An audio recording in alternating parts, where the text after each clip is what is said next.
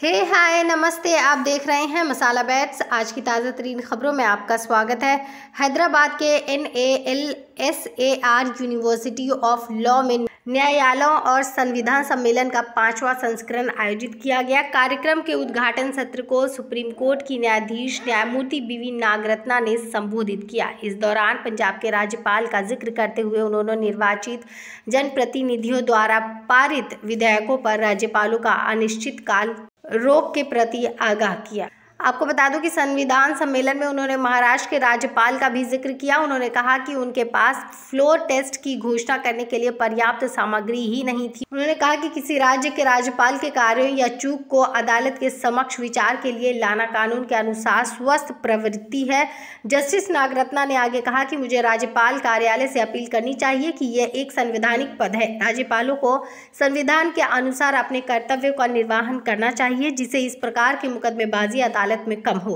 राज्यपालों को किसी काम को करने या ना करने के लिए कहना काफी शर्मनाक है।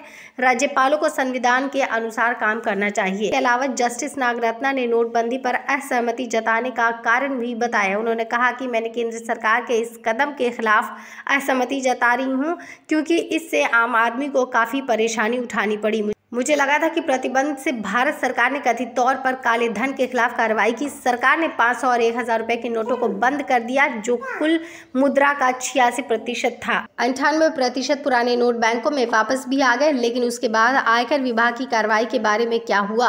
सरकार के इस फैसले से आम आदमी बहुत अधिक परेशान हो गया।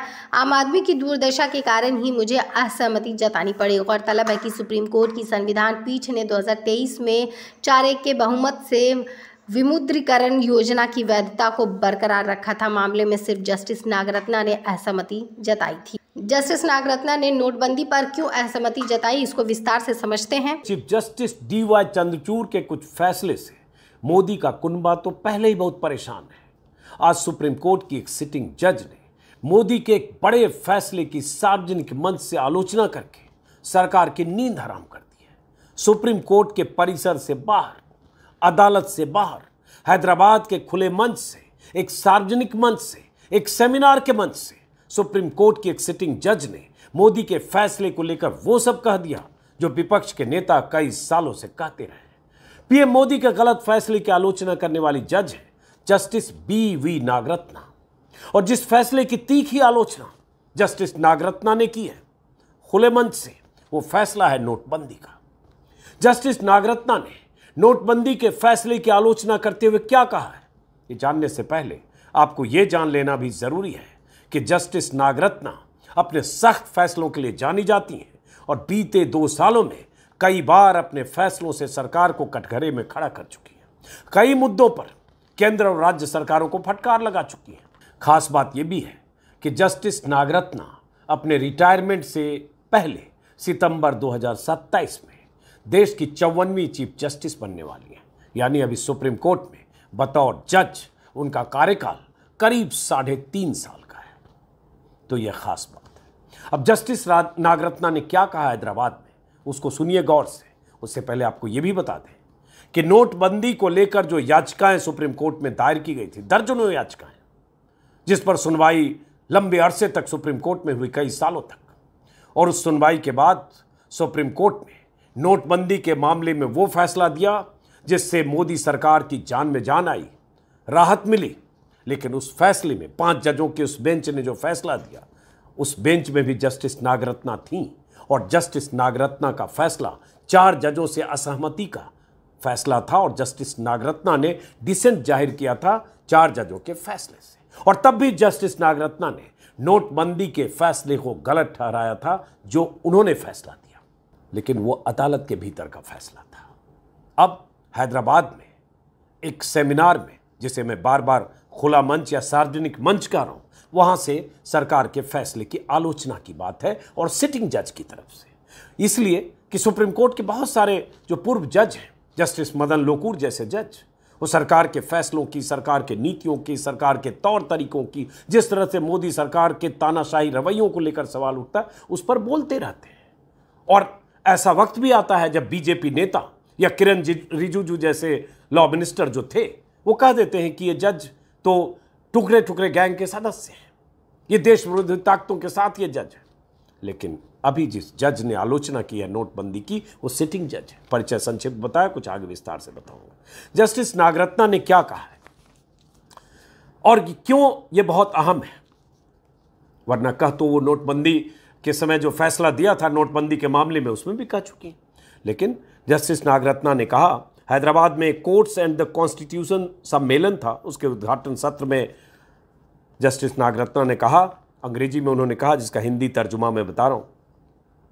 उन्होंने कहा, हम जानते हैं, हम सभी जानते हैं कि 8 नवंबर 2016 को क्या हुआ था।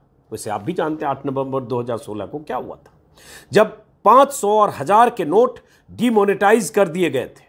दिलचस्प तथ्य यह है कि भारतीय अर्थव्यवस्था में जितनी भी करेंसी थी, उसका 86% हिस्सा 500 और 1000 के नोट ही थे। ये जस्टिस नागरत्ना ने कहा। आगे की लाइन सुनिए, मेरे हिसाब से केंद्र सरकार ने बड़ी गलती की कि भारतीय अर्थव्यवस्था की 86% करेंसी को अचानक डिमोनेटाइज कर दिया। कल्पना कीजिए कि उन दिनों काम करने वाले मजदूरों को अपने घर का राशन पानी खरीदने से पहले अपने नोट बदलवाने के लिए संघर्ष करना पड़ता था। ये जस्टिस नागरत्ना ने कहा है। जस्टिस नागरत्ना ने कहा, वही कहा जो विपक्ष के नेता हम सभी तमाम लोग कहते रहे, लेकिन पॉइंट नोट कीजिए, सार्वजनिक तौर पर कहा है, अदालत से बाहर कहा है। जस्टिस नागरत्ना ने अंग्रेजी में जो कहा, 98% of the currency came back to the RBI, so where we heading towards black money eradication. मतलब 1000 और 500 की कुल करेंसी का 98% वापस RBI में लौट आया, तो फिर ब्लैक मनी खत्म करने का दावे का क्या हुआ। हालांकि यह कहा जाता है 99% से ज्यादा वापस आ गया।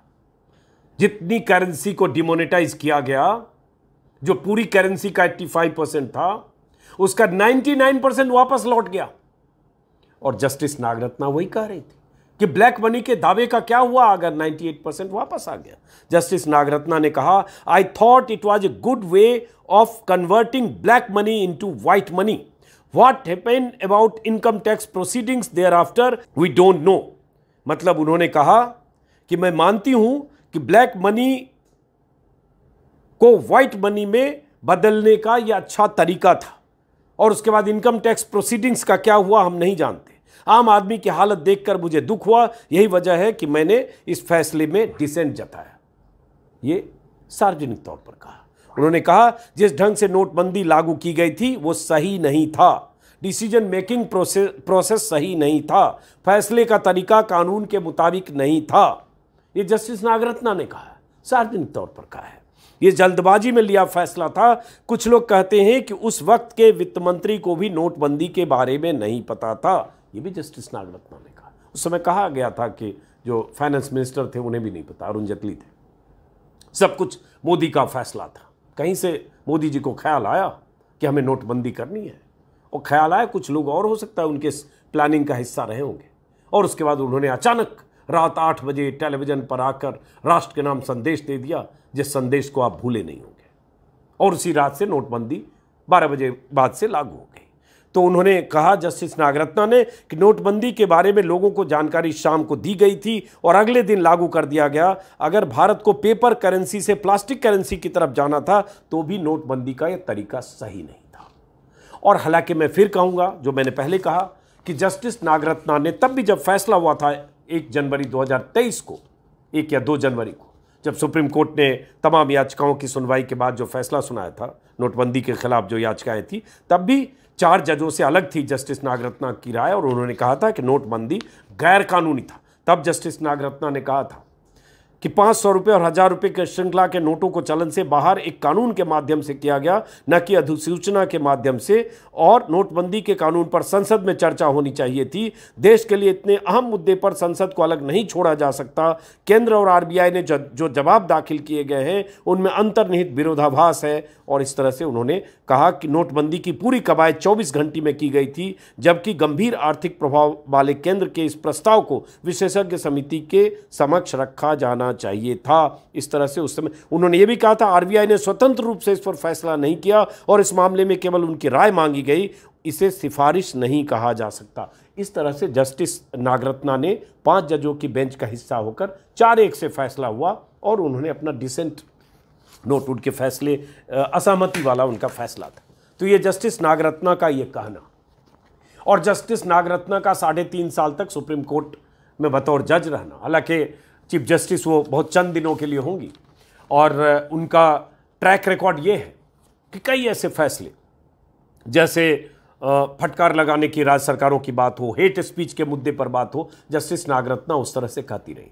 लेकिन नोटबंदी एक ऐसा फैसला जिस पर उन्होंने फैसले के वक्त भी अपना डिसेंट लिखा और कल जिक्र किया। प्रधानमंत्री मोदी के वो भाषण, वो सब आपको याद होंगे, और हम लोग अभी भी गाहे बगाहे वो भाषण सुनाते रहते हैं। याद ही होगा वो भाषण, जब नोटबंदी के बाद उन्होंने गोवा में भाषण दिया था, जिस भाषण में उन्होंने, प्रधानमंत्री मोदी ने कहा था, क्या कहा था आपको याद होगा, जो उन्होंने 50 दिन मांगे थे लोगों से कि 50 दिन बाद अगर मेरी कोई गलती निकल जाए तो किसी भी चौराहे पर ... ये वीडियो है, याद होगा आपको। 30 दिसंबर तक मुझे मौका दीजिए मेरे भाइयों बहनों।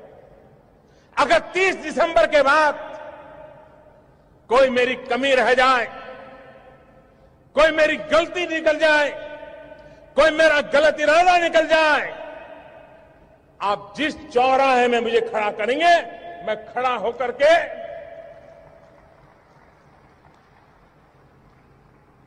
देश जो सजा करेगा वो सजा भुगतने के लिए तैयार हूं। 50 दिन ही तो मांगे थे मोदी जी ने नोटबंदी के बाद कि 50 दिन दीजिए, और पता नहीं देश की अर्थव्यवस्था को कहां लेके चले जाते नोटबंदी के साथ, नोटबंदी के फैसले से। 2000 का नोट जारी करके जिस 2000 के नोट को भी बाद में बंद कर दिया पिछले साल अभी। तो प्रधानमंत्री मोदी ने 50 दिन के लिए मांगे और उसके बाद कहा किसी भी चौराहे पर मुझे बुलाकर देश जो सजा देना चाहे। हालांकि किसी भी चौराहे पर बीच में ... चुप्पी भी थी कुछ सेकंड के लिए, लेकिन ना मोदी जी किसी चौराहे पर आए, न देश ने कोई सजा दी। नोटबंदी का फैसला पूरी तरह से गलत साबित हुआ, और ये सुप्रीम कोर्ट की जज जस्टिस नागरत्ना ने अपने फैसले में भी लिखा, और उसके बाद 2000 का वो नोट जो 1000 को बंद करके जारी किया गया, उस नोट को भी बंद किया गया। और जितने फायदे गिनाए गए थे नोटबंदी के, जितनी बातें, जितनी दलीलें नोटबंदी के पक्ष में दी गई थी, सारी दलीलें बेमानी साबित हुई, और उसके बाद क्या हश्र हुआ और 2000 का नोट भी बंद कर दिया गया, ये सब आप जानते हैं। लेकिन बात जस्टिस नागरत्ना की, जस्टिस नागरत्ना के कई फैसले जिसका जिक्र शुरुआती मैंने संक्षिप्त आपको बताया, जैसे जस्टिस नागरत्ना ने बिल्किस बानो के मुद्दे पर भी, बिल्किस बानो के गुनहगारों को जिस ढंग से छोड़ा गया था सजा माफी योजना के तहत, बहुत स्ट्रेटजिकली केंद्र सरकार की रजामंदी से राज्य सरकार की सिफारिश पर बिल्किस बानो के दरिंदों को, गुनहगारों को फिर से सलाखों के पीछे अगर भेजा गया, उसमें भी जस्टिस नागरत्ना की बेंच की अहम भूमिका है। वो 11 दरिंदे जो गोधरा जेल से छूट गए थे, उन्हें भी जस्टिस नागरत्ना की बेंच ने फटकार कर राज्य सरकार को फटकारा, केंद्र सरकार को नोटिस जारी किया, और उसके बाद वापस वो लोग सलाखों के पीछे हैं, आपको पता होगा। जस्टिस नागरत्ना की बेंच हेट स्पीच के मामले में सुनवाई के दौरान, मुझे याद है महाराष्ट्र का मुद्दा था, महाराष्ट्र में हेट स्पीच का दौर चल रहा था, और उस समय जस्टिस नागरत्ना की अदालत में जब सुनवाई हो रही थी, जस्टिस नागरत्ना, जस्टिस जोसेफ की बेंच, तो यहाँ तक सुप्रीम कोर्ट ने कह दिया था हेट स्पीच के मामले में, क्या राज्य सरकारें नपुंसक हो गई हैं, इम्पोर्टेंट हो गई हैं कि हेट स्पीच करने वालों के खिलाफ कार्रवाई नहीं करती। और कई ऐसे मुद्दे हैं, कई ऐसे फैसले हैं जस्टिस नागरत्ना के, कई ऑब्जर्वेशन है जिसमें राज्य सरकार को असहज स्थिति का, राज्य सरकार और केंद्र सरकार को असहज स्थिति का सामना करना पड़ा। और अब सवाल सुप्रीम कोर्ट के एक सिटिंग जज के बाहर इस तरह से बोलने का है, और ऐसे मौके पर जब आपको पता होगा कि जस्टिस चंद्रचूड़ के फैसले, जो ताजा फैसले बॉन्ड को लेकर, इलेक्टोरल बॉन्ड को लेकर, चुनावी बॉन्ड को लेकर, जिसमें एसबीआई किसी भी सूरत में नहीं चाहता था, केंद्र सरकार के इशारे पर, मोदी सरकार के इशारे पर, डोर तो कहीं और है, कि वो इलेक्टोरल बॉन्ड की पूरी कहानी, पूरी गोपनीयता सामने आए, और ये पर्दाफाश हो जाए कि कैसे चुनावी चंदे की आड़ में बीजेपी का खजाना भरा जा रहा था, और जो खजाने में पैसे अरबों रुपए जा रहे थे, वो पैसे देने वाले दानदाता कौन थे, दाता और खाता के बीच कनेक्शन क्या था, और उसमें धंधे से लेकर और क्या कहानी थी, नहीं चाहती थी सरकार।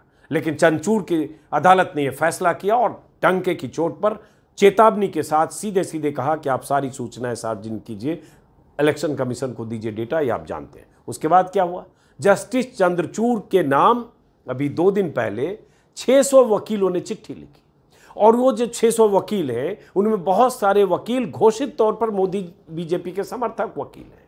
उन समर्थक वकीलों की मुहिम से और लोग वकील शामिल हुए होंगे और 600 वकीलों ने चंद्रचूड़ को चिट्ठी लिखकर एक तरह से बताया कि अदालत पर बहुत दबाव है, एक खास ग्रुप अदालत पर दबाव बना रहा है, इससे आपको दूर रहने की जरूरत है मिलॉर्ड। उस चिट्ठी पर विस्तार से हमने 2 या 3 वीडियो बनाए, आप देखेंगे आप समझ जाएंगे। क्योंकि वकीलों को लगा, जिसमें हरीश साल्वे जैसे वकील भी हैं और थे जो एसबीआई के पक्षकार थे, और ऐसे कई वकील जो नहीं चाहते थे कि चुनावी चंदे की कहानी बाहर आ जाए, जो नहीं चाहते थे कि बीजेपी के चेहरे पर कालिख लगे, जो नहीं चाहते थे वो सच बाहर आ जाए, जिस सच को छुपाने के लिए कई बार कोशिशें हुई। तो वो वकील भी 600 वकीलों में शामिल थे। जाहिर है एक मुहिम चली और चिट्ठी लिखी गई। तो सुप्रीम कोर्ट का डर सरकार में किस कदर है ये हम जस्टिस चंद्रचूड़ के दौर में देख रहे हैं।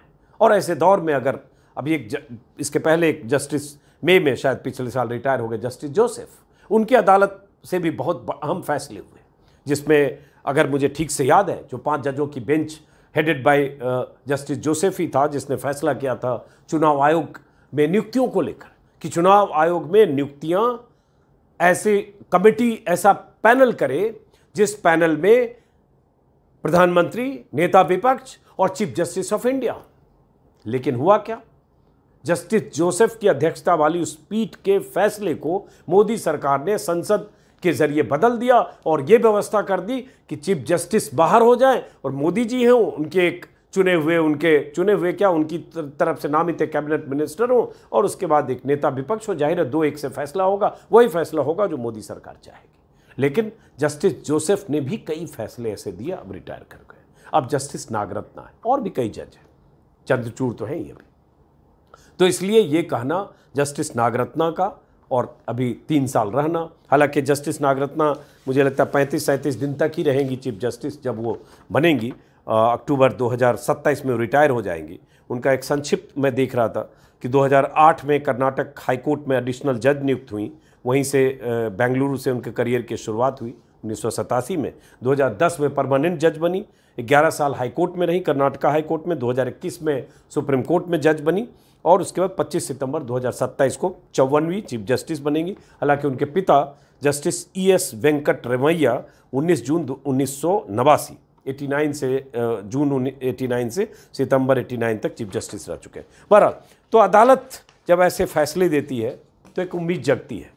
जिस तरह के फैसले चंद्रचूड़ की अदालत ने दिए, जिस तरह के फैसले जस्टिस नागरत्ना और जस्टिस जोसेफ की बेंच ने दिए, और जब अदालत पर दबाव बनाने की बात कहकर कि एक प्रोफेशनल ग्रुप या बाहरी ग्रुप दबाव बनाता है, इस तरह की बात या इस तरह की धारणा बनाकर 600 वकील चिट्ठी लिखते हैं, और उस चिट्ठी वाली खबर को अगर प्रधानमंत्री मोदी रीट्वीट कर देते हैं तो इस बात का सबूत सामने आ जाता है कि वो जो चिट्ठी लिखी गई वकीलों की तरफ से वो क्यों लिखी गई, और अगर लिखी गई तो कहां से इंडोर्स हो रहा है।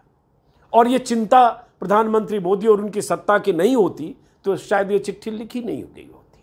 लेकिन ये चिट्ठी लिखा जाना और उसके बाद जस्टिस नागरत्ना का ये बोलना बहुत कुछ मायने रखता है। इसलिए नज़र रखिए सुप्रीम कोर्ट पर, सुप्रीम कोर्ट के ज़रिए होने वाले फैसलों पर। फिलहाल इस वीडियो को यहीं ख़त्म करते हैं, मुलाकात होगी। हाँ, एक बात और भूल गया, जस्टिस नागरत्ना ने जो हैदराबाद में भाषण दिया है उसमें उन्होंने राज्यपालों की भूमिका को लेकर भी कुछ सवाल उठाए हैं, जिसमें उन्होंने कहा है कि चूंकि हाल में हुआ है कि कई राज्यपालों की भूमिका को लेकर सवाल उठे हैं, उन्होंने कहा है कि राज्यों के राज्यपालों को बिल मंजूरी देने में चूक या उनके द्वारा किए जाने वाले अन्य कामों की वजह से मुकदमेबाजी का अड्डा बन जाते हैं। संविधान के तहत राज्यपाल के कामों या चूक को संवैधानिक अदालतों के सामने लाना एक स्वस्थ प्रवृत्ति नहीं है। हालांकि इसे गवर्नर कहा जाता है। गवर्नर एक संवैधानिक पद है। राज्यपालों को संविधान के अनुसार काम करना चाहिए ताकि इस तरह के मुकदमे सुप्रीम कोर्ट में कम आए। राज्यपालों को यह बताया जाना काफ़ी शर्मनाक है कि उन्हें क्या करना है क्या नहीं करना है। मुझे लगता है अब समय आ गया है जहां उन्हें बताया जाएगा कि संविधान के अनुसार अपने कर्तव्यों का पालन करें। क्योंकि तमिलनाडु के राज्यपाल से लेकर अलग-अलग समय महाराष्ट्र के राज्यपाल उनकी भूमिका को लेकर सवाल उठे और सुप्रीम कोर्ट में खबरों के साथ तब तक के लिए नमस्कार।